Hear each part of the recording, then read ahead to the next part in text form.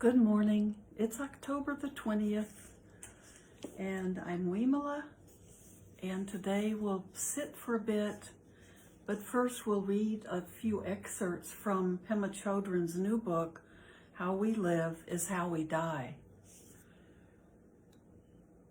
So, kind of a gray day here after some sunny days, so it takes a little bit more energy, it seems, to just rouse that feeling of joy, or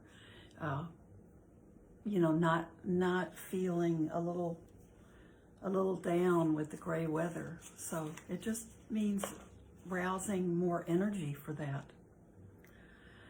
So we've read the first chapter. Actually, they're short chapters. The first chapter in this book, The Wondrous Flow of Birth and Death. And I'd like to read some from the second chapter because it's a topic that I'm really interested in, and that's trying to understand consciousness more. Wow.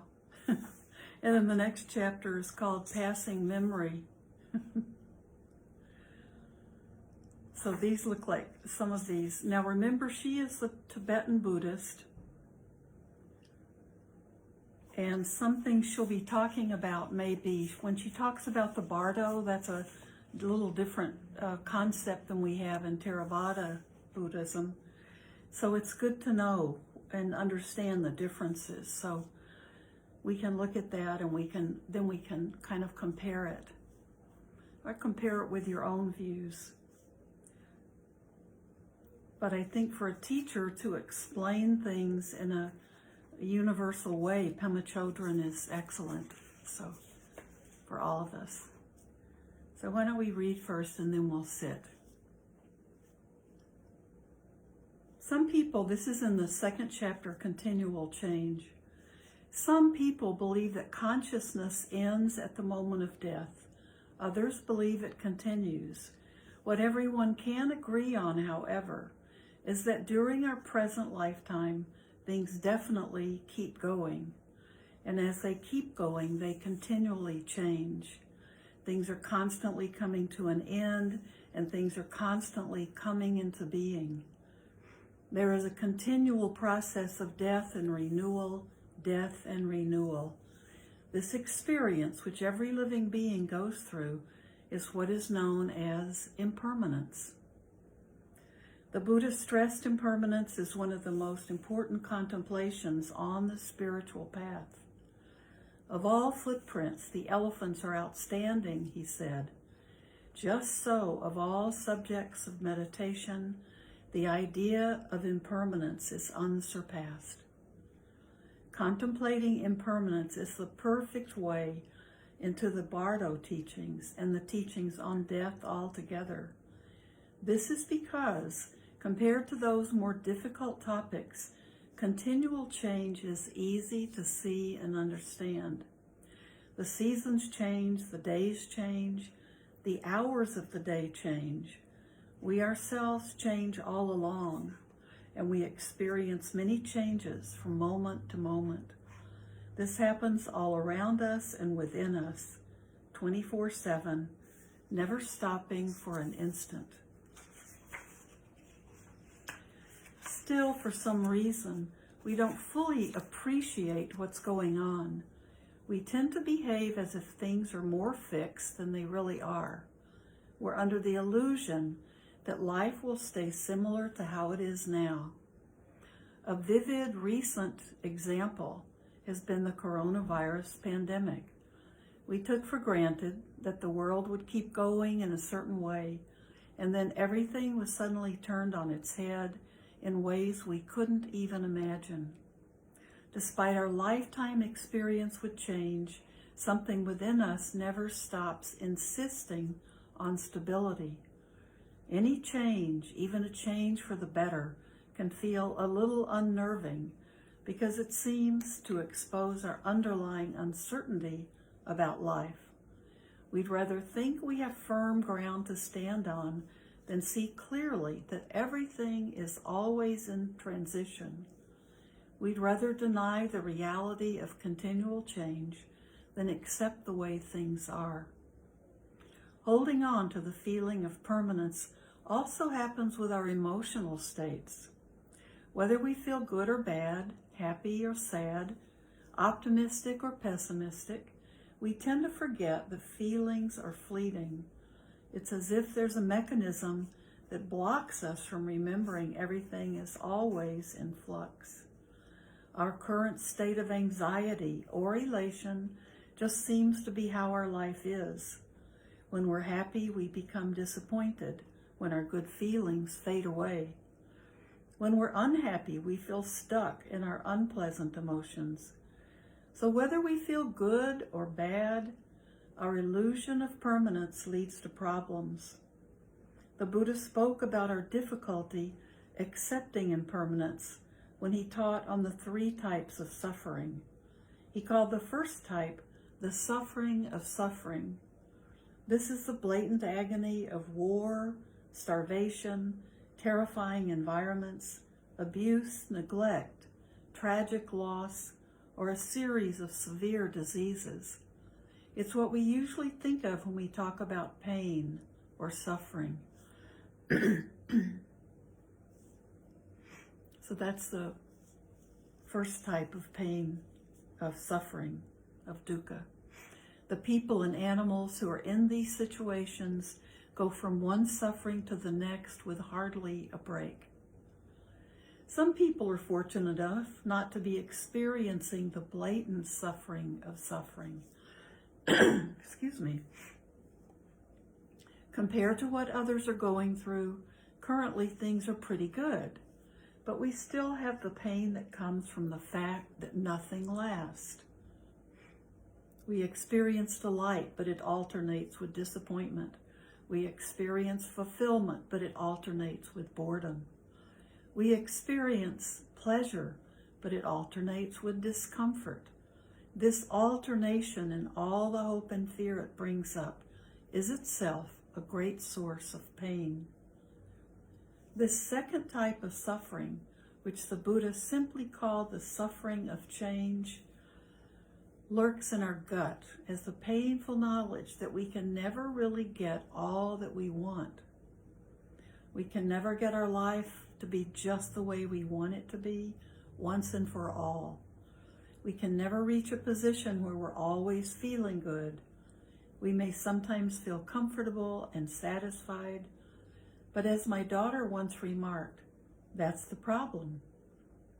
Because things go well for us just often enough, we keep coming back to the false hope that we could keep it going that way. We think, if I just do everything right, I can always feel great. I think this is some of what's behind drug abuse and all our other addictions. The underlying addiction is to this dream of lasting pleasure and comfort. All the world's religions and wisdom traditions speak about the futility of striving for happiness by investing ourselves in things that don't last. When we hear these teachings, they don't surprise us, and for a while we may even feel convinced by them. We may even start to think it's ridiculous to strive for happiness in such a fruitless way. But as soon as we think of a new thing we want,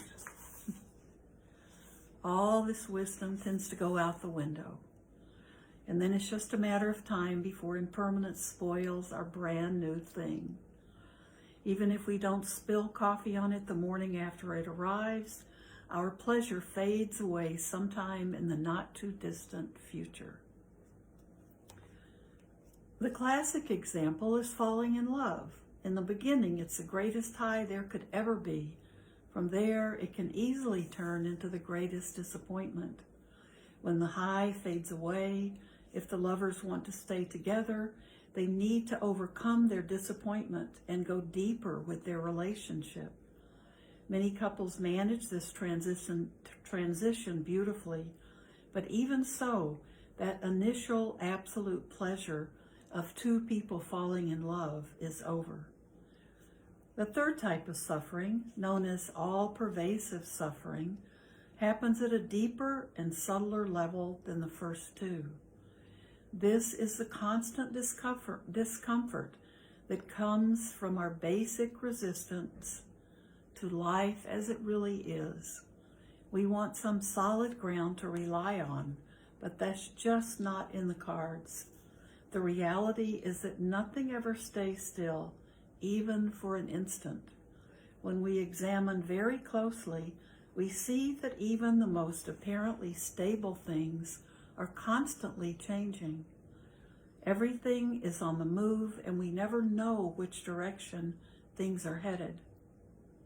If even mountains and boulders are unpredictably moving and changing, how can we find security in anything?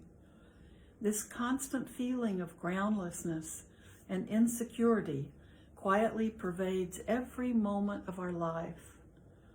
It is the subtle discomfort that underlies both the suffering of suffering and the suffering of change. Again, we can look at falling in love. A big part of the thrill is the freshness this new love brings to our life. Our entire world feels fresh. But as time goes on, we start wanting everything to remain exactly the way we like it to be. This is when all-pervasive suffering rears its head and the honeymoon phase comes to an end.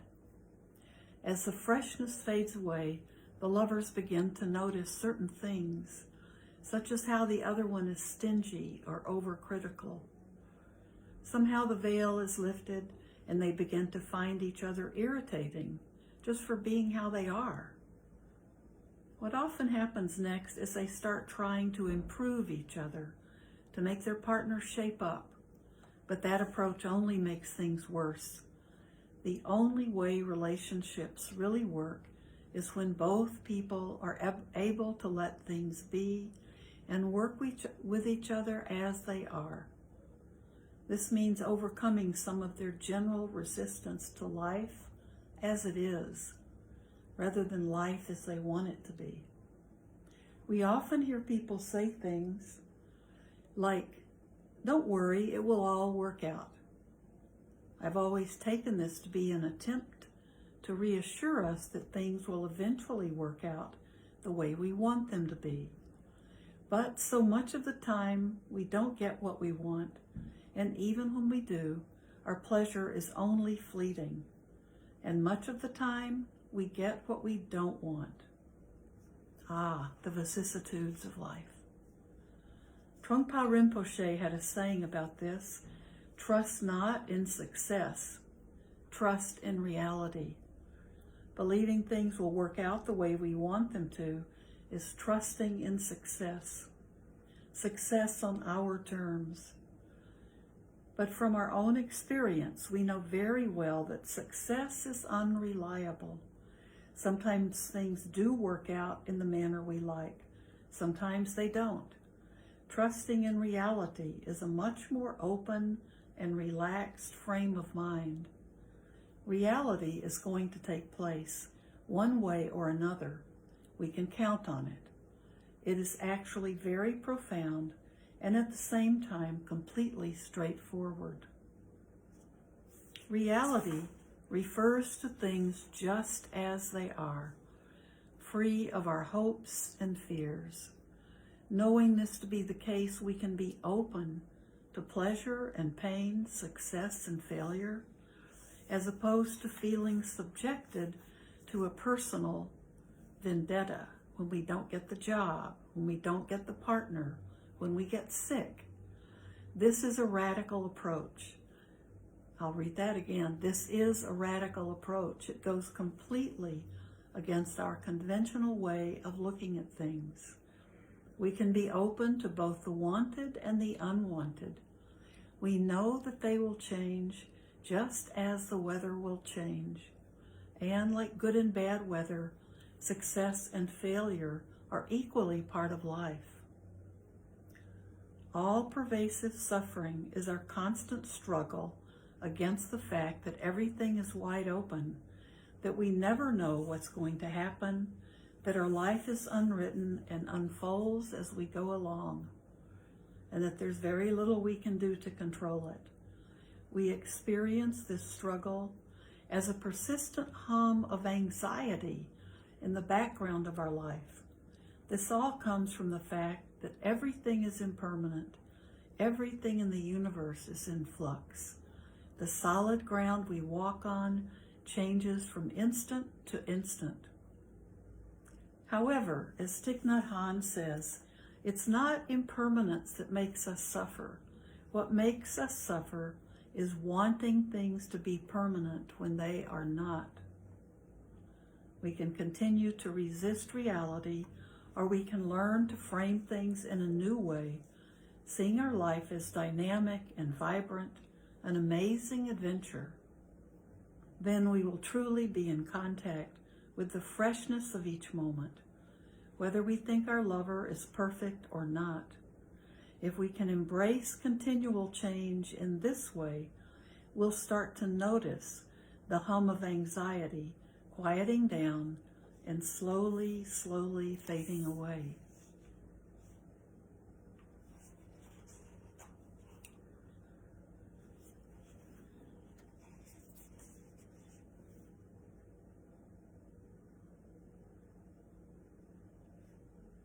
So,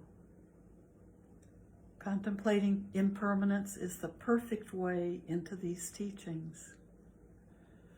And we can all do it. We can all meditate on impermanence. So that was less on consciousness. So she starts out saying, some people believe that consciousness ends at the moment of death. Others believe it continues. What everyone can agree on, however, is that during our present lifetime, things definitely keep going. And as they keep going, they continually change. Sometimes we forget that. We just don't want them to change, and it creates even more problems. So, her writing is certainly easy to read and understand. So I really appreciate it, and she makes her point, and is well spoken.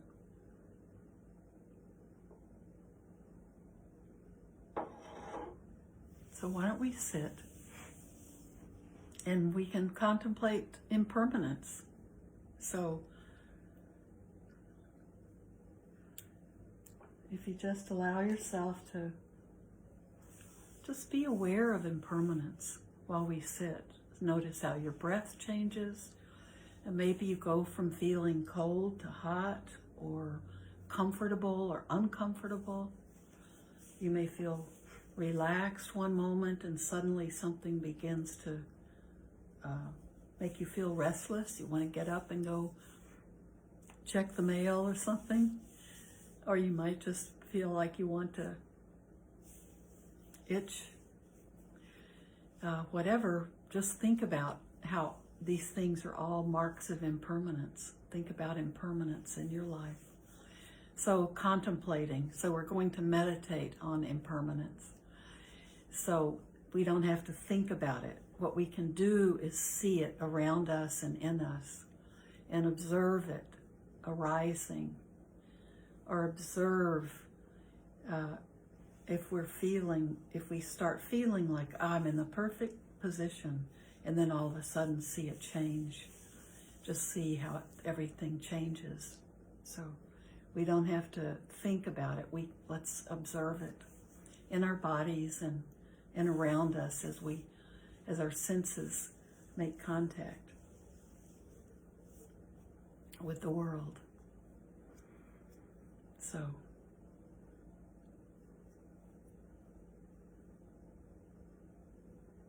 start out by being aware of your posture. So let your body be in a meditation posture so it knows that that's what you're doing.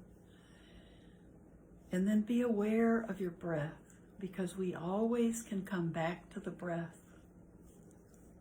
So we stay aware of the breath, so we know that's our anchor to come back to. if we start daydreaming or get sidetracked into thinking. Any thinking, we can just let it rise up and pass away. We are just observing impermanence.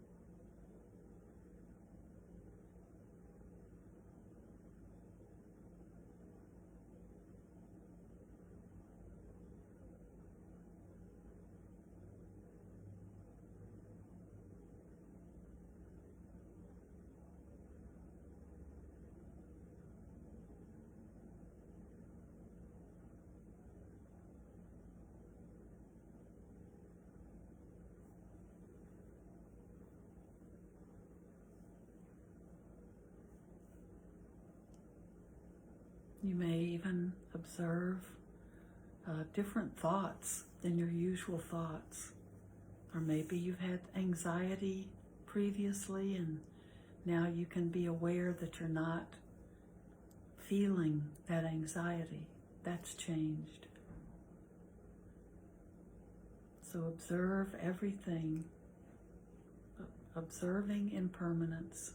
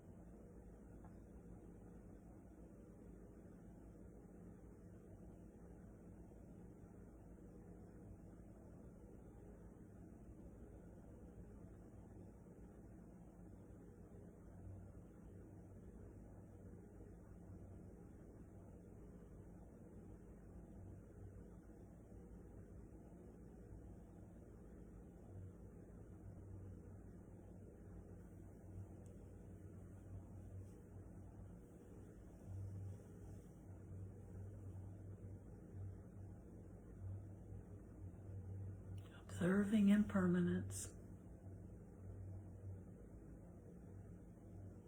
Even in this short time that we've been sitting, I'm sure you've seen lots of marks of impermanence in our own bodies,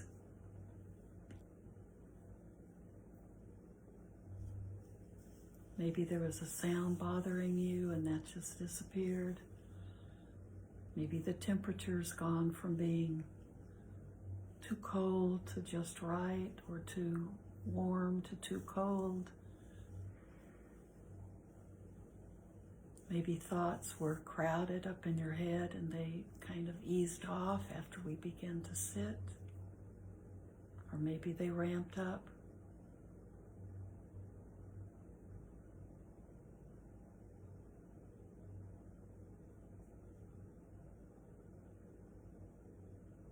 Just sitting or staying in one position may have started out to be comfortable and changed.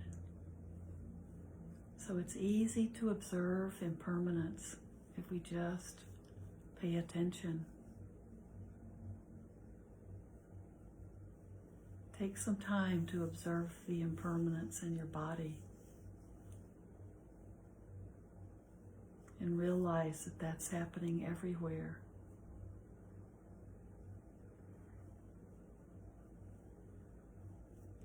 So as we end our time together, may everything we do and say and think today be for our benefit, not only for our own benefit, but for the benefit of all other sentient beings everywhere. So thank you. Thank you for being a part of my practice. And if you're getting a lot of freezes and breaks, maybe you're getting them right now. But sometimes if you wait to watch or listen, a lot of those are gone after everything gets downloaded. Sometimes. Okay, thank you.